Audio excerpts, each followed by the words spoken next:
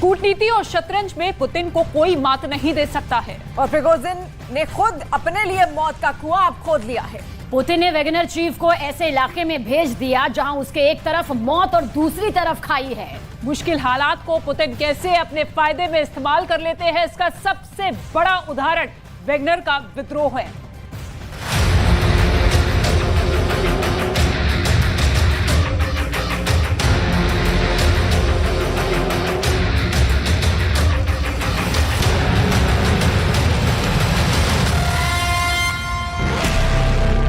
रूस की सड़कों पर वैगनर ने जो कुछ भी किया वो आज भी पुतिन के दिलो दिमाग में घूम रहा है। पुतिन जब तक वैगनर चीफ को सजा नहीं देंगे तब तक पुतिन को चैन नहीं आएगी।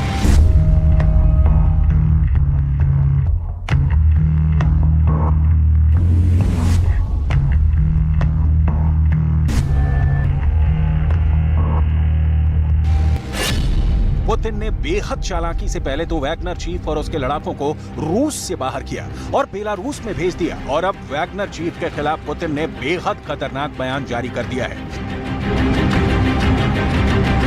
क्या वैगनर की मौत फिक्स हो गई है? जिसके खिलाफ पुतिन खुद सार्वजनिक बयान दे दें और जिसने पुतिन के खिलाफ बगावत कर दी हो, फिर वो ज्यादा दिन नहीं बच सकता। चाहे रूस हो या फिर बेलारूस या फिर यूक्रेन, पुतिन के दुश्मन का बच पाना नामुमकिन है।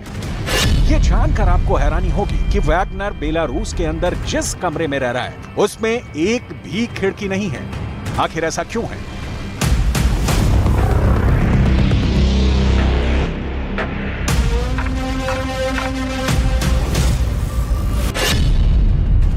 आखिर क्यों वैगनर चीफ के कमरे में एक भी खिड़की नहीं है? इसका पूरा पर्दाफाश हम करने वाले हैं। आगे आपको ये भी बताएंगे कि क्या वैगनर की बगावत में ज़ेलेंस्की का रोल था। आखिर क्यों वैगनर की बगावत को ज़ेलेंस्की के लिए एक ट्रम्प कार्ड बताया जा रहा है। लेकिन सबसे पहले बात करेंगे पुतिन के खतरनाक चौकड़ी की।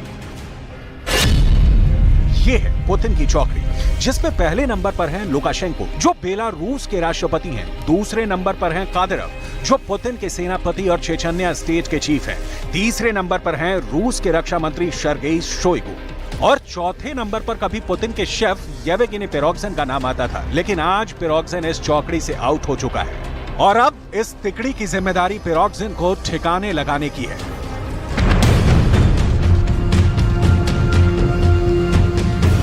तो सबसे पहले हम बात करेंगे कि आखिर ज़ेलेंस्की के कैंप में क्या चल रहा है। ज़ेलेंस्की के सबसे करीबी सलाहकार एंड्री यर्मक ने दावा किया है कि पुतिन एक समझदार व्यक्ति नहीं है और उनका जमीनी हकीकत से कोई संबंध नहीं है। यर्मक ने आगे कहा कि मुझे लगता है कि वैगनर की बगावत के बाद पुतिन की उल्टी गिनती शुरू हो गई है। 2014 के बाद से यूक्रेन ने जो देखा है उसमें रूस का असली चेहरा पूरी दुनिया के लिए साफ हो चुका है। आगे आपको बताएंगे कि आखिर ज़ेलेंस्की वैगनर चीफ का इस्तेमाल करने के लिए आगे क्या योजना बना रहे हैं। लेकिन सबसे पहले एक बेहद अहम समाचार की तरफ ध्यान देना बेहद जरूरी है। दरअसल प्रिगोजिन के बारे में कई इंटरनेशनल अखबारों में समाचार ये छपा कि बेलारूस के अंदर प्रिगोजिन एक ऐसे कमरे में रह रहा है जहां पर कोई खिड़की ही नहीं है।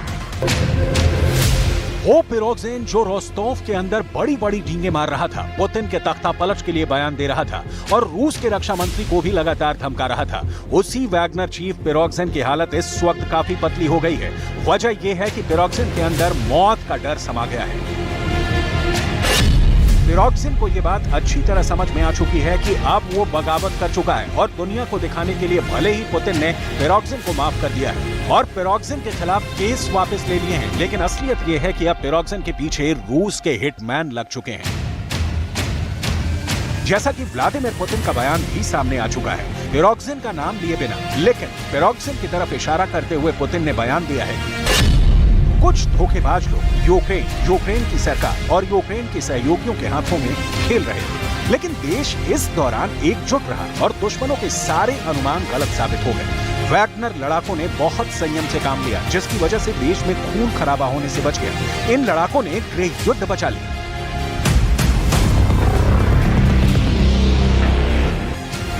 यहाँ समझने वाली बात यह है कि पुतिन की कूटनीति आखिर क्या है। दरअसल वैगनर ग्रुप की मुख्य तौर पर दो प्रमुख इकाइयां हैं। पहली वैगनर चीफ प्रिगोजिन और दूसरा 25,000 वैगनर लड़ाके। अब पुतिन ने वैगनर चीफ को धोखेबाज बता दिया है और वैगनर लड़ाकों को देशभक्त और बहादुर कहा है।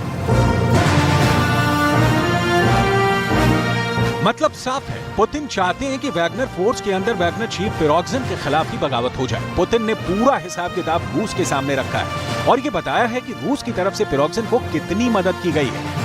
2022 года по май 23 на денежное содержание и стимулирующие выплаты государство заплатило компании «Вагнер» 86 миллиардов 262 миллиона рублей.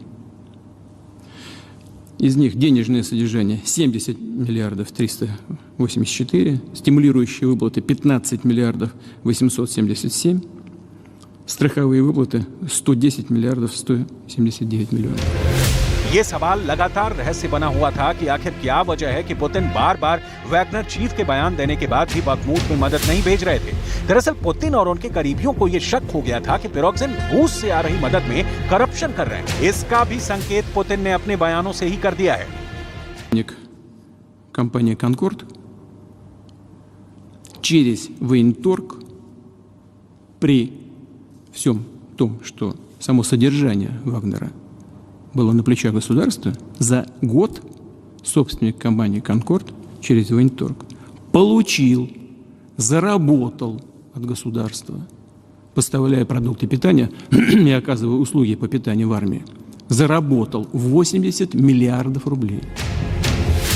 यानी पुतिन को लगता है कि पिरोग्जिन वैसे बात तो देशभक्ति की करता है, लेकिन वो जंग के नाम पर अपने बिजनेस को बढ़ा रहा है। अमेरिका की तरफ से एक बयान पहले ही आ चुका है जिसमें व्हाइट हाउस की तरफ से कहा गया कि पिरोग्जिन युद्ध लड़ने के दौरान अपने निजी हितों को वरीयता दे रहा है और यही बात पुतिन को सबसे ज्यादा खटक रही थी। पुतिन के इन बयानों का असर होना भी शुरू हो चुका है।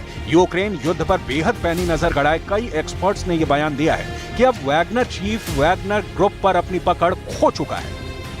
Definitely think this was the greatest threat to Vladimir Putin. I think that the threat, though, wasn't in, a risk that this could truly be a coup.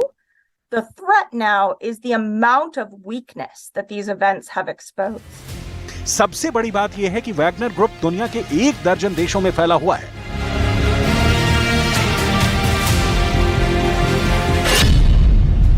रूस, Ukraine, Syria, Sudan, Madagascar, Libya, Venezuela, Mozambique, Mali, Belarus और Burkina Faso.